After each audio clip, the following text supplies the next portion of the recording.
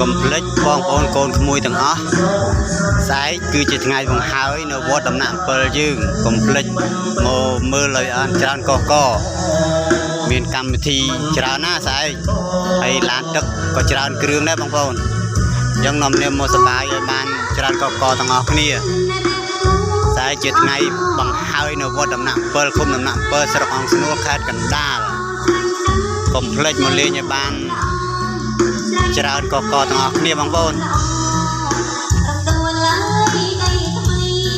ហើយនៅលេងរាល់ថ្ងៃប្រហែលថ្ងៃមកនេះលេងរាល់ថ្ងៃ